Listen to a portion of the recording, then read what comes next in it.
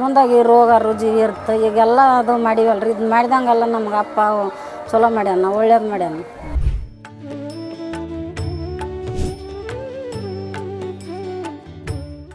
ಹಾಲಿಂಡಂಥ ದನಗಳು ಏನಪ್ಪ ಅಂದ್ರೆ ರಕ್ತದಿಂದ ಕತ್ತಿದ್ವು.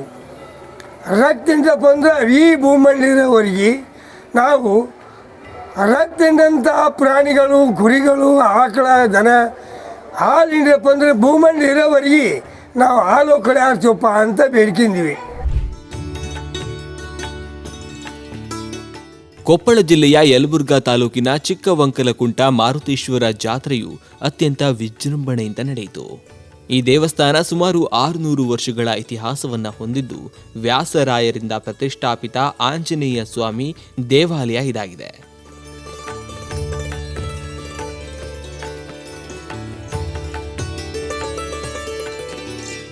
ಈ ದೇವಾಲಯದಲ್ಲಿ ಮಹಾರಥೋತ್ಸವದ ಮುಂಚೆ ಗೊಲ್ಲ ಸಮುದಾಯದವರು ಹಾಲು ಕುಳಿ ಆಡುವುದು ವಿಶೇಷ.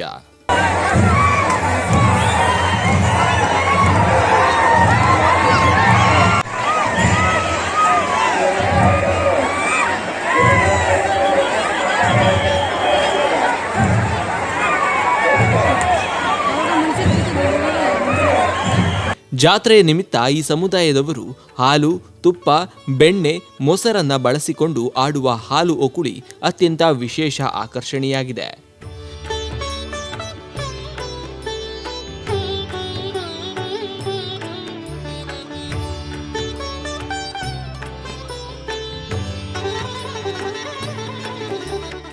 ಗೊಲ್ಲ ಸಮುದಾಯದವರು ಜಾತ್ರೆಯ 9 ದಿನ ಮುಂಚಿತವಾಗಿಯೇ ತಮ್ಮ ಮನೆಗಳಲ್ಲಿ ಹಾಲು, ಮೊಸರು, ಬೆಣ್ಣೆ, ತುಪ್ಪವನ್ನು ಮಾರುತೇಶ್ವರ ದೇವಸ್ಥಾನಕ್ಕಾಗಿ ಮೀಸಲಿಡುತ್ತಾರೆ.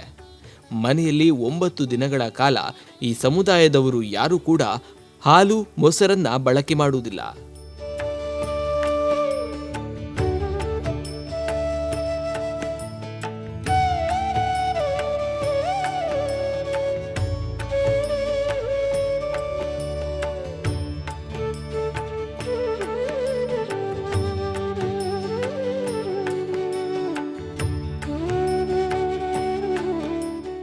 ಅಮ್ಮಾರ ನಿಮ್ಮ ಹೆಸರು?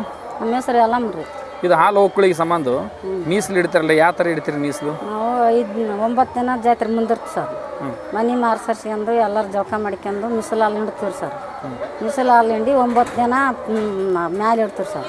ಹಾಲು ಹಿಂಡಿ ಪೂಜೆ ಮಾಡಿ ಮ್ಯಾಲೆ ಇಡ್ತೀವಿ. ಅವು ಯಾರು ಮುಟ್ಟಂಗಿಲ್ಲ? ಯಾರು ಮುಟ್ಟಂಗಿಲ್ಲ. ಮಕ್ಕಳು ಮರಿಗೆ ಕೊಡಂಗಿಲ್ಲ ಅಂದ್ರೆ ಹಾಲು? ಮರಿಗೆ ಕೊಡಗಲ್ರಿ, ಏನು ಮಾಡಂಗಿಲ್ಲ. 9 ದಿವಸ 9 ದಿನ ಅವನ್ನ 9 ದಿವಸ ಮೀಸಲು ಇಡ್ತೀವಿ. ಮಿಸಲು ಇಟ್ಟು ಎಪ್ಪು ಹಾಕಿ ಇಲ್ಲಿ ತಂದು ಮಜ್ಜಿಗೆ ಮಾಡ್ತೀವಿ ಸರ್. ಮಜ್ಜಿಗೆ ಮಾಡಿ ಅಪ್ಪಗೆ ಹಾಲು ಆಡ್ತೀವಿ. ಎಷ್ಟು ದಿನ ಆಯ್ತಮ್ಮ ಈ ಪದ್ಧತಿ? ನಮ್ಮ ಅಜ್ಜನವ್ರ ಕಾಲಕ್ಕೆ ಐತ್ರಿ ಸರ್. ಇದರಿಂದ ಏನು ಕಾರಣ? ನಮ್ಗೆ ಒಳ್ಳೇದಾಕೈತ್ರಿ ಸರ್.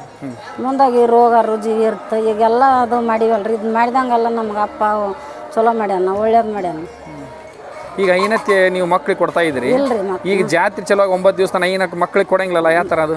ಮಕ್ಳಿಗೆ ಒಟ್ಟ ಕೊಡಂಗಿಲ್ರಿ, ಹಿಂಡೋದು ಮಿಸಲು ಹಾಕೋದು 9 ದಿವಸ.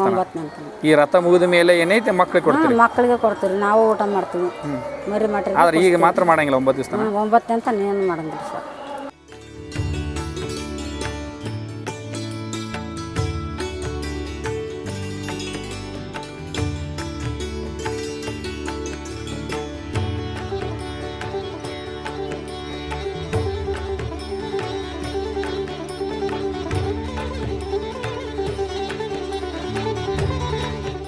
ನಿಮ್ಮ ಹೆಸರು?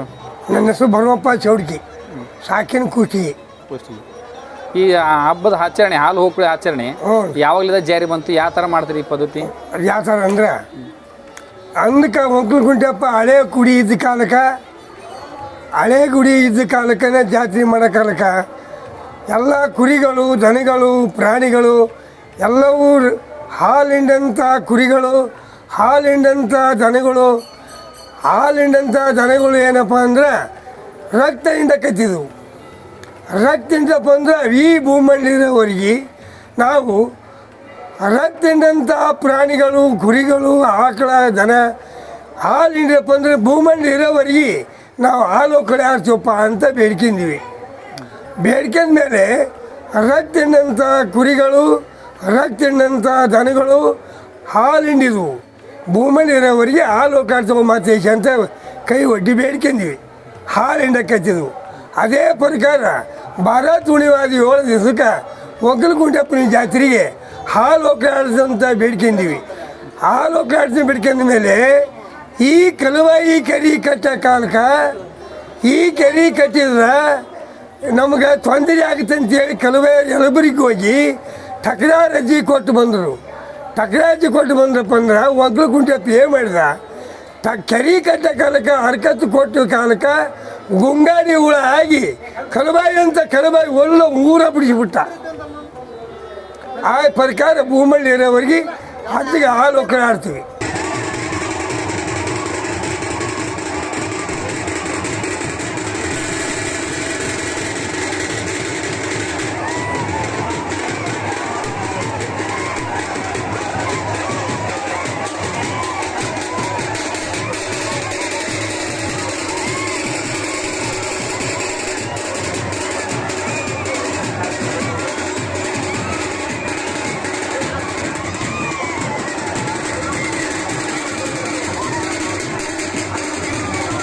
ನಿಮ್ಮ ಹೆಸರಣ್ಣ?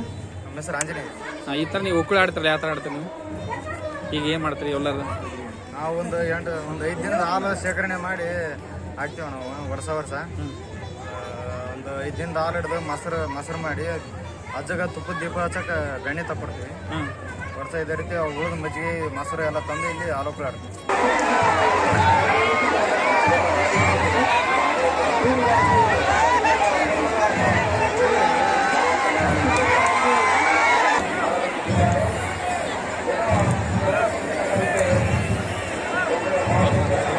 ಅಣ್ಣ ನಿಮ್ಮ ಹೆಸರೇನು? ನಮ್ಮ ಹೆಸರು ತಿಮ್ಮಣ್ಣ ಅಂತ. ಇದು ಹಾಲು ಒಕ್ಕಳು ಆಡೋದು ಯಾವ ಥರ ಇದು ಮಾಡ್ತೀರಿ ನೀವು? ನಾವು ಈಗ ಕವಡಿ ಪೂಜೆ ಮಾಡ್ತೇವೆ. ಈಗ ಕವಡಿ ಪೂಜೆ ಮಾಡಿ 3 ಕವಡಿಯರು ಅದ ರೀ. ಒಂದು ಎಡ್ಡೋಣಿದು, ಒಂದು ಬೇವ್ರದು, ಒಂದು ಇದ್ದವ್ರದ್ದು ರೀ. ಈ ಕವಡಿ ಪೂಜೆ ಮಾಡ್ಕೊಂಡು ನಾವು ಹಾಲು ಉಕ್ಕಂತ ಹೋಗ್ತೀವಿ ರೀ. ಹಾಲು ಉಕ್ಕಂತ ಹೋಗಿಂದ 3 ಕವಡಿಯರು ಅಲ್ಲಿ ಕರಿಯಮ್ಮನ ದೇವಸ್ಥಾನದಲ್ಲಿ ಕಲ್ತೀವಿ ನಾವು. ಅಲ್ಲಿಂದ 3 ಕವಡಿ ಬಂದು ಇಲ್ಲಿ ಹನುಮಪ್ಪನ ಒಂದು ಸುತ್ತ ಪ್ರದಕ್ಷಿಣೆ ಹಾಕ್ತೀವಿ ರೀ. ಕವಡಿ ಅಷ್ಟೇ 3 ಒಳಗೆ ಬಿಡ್ತಾರೆ. ಅದು ಬಿಟ್ಟು ಆದ್ಮೇಲೆ ಮತ್ತೆ ಪಾದಗಟ್ಟಿಗೆ ಹೋಗ್ತೀವಿ ರೀ. ಪಾದಗಟ್ಟಿಗೆ ಹೋಗಿ ಅಲ್ಲಿ ಒಂದು ಸುತ್ತ ಪ್ರದಕ್ಷಿಣೆ ಹಾಕ್ಯಂದು ಸೀದಾ ಕೆರೆಗೆ ಹೋಗ್ತೀವಿ ರೀ. ಅಲ್ಲಿ ಹೋಗಿ ಸ್ನಾನ ಮಾಡ್ಕೊಂಡು ಬಂದಮೇಲೆ ಮುಂದೆ ಮಡಿವಡಿಲಿಂದ ತೇರನ್ನು ಜಗ್ತೇವೆ.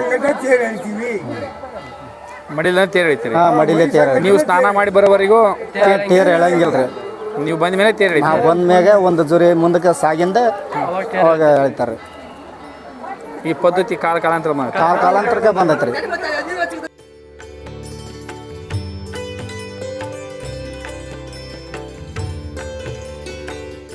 ಜಾತ್ರೆ 36 ಹಳ್ಳಿಗಳ ಒಂದು ಭಕ್ತರ ಒಂದು ನಂಬಿಕೆ ಸ್ಥಾನವಾಗಿದೆ.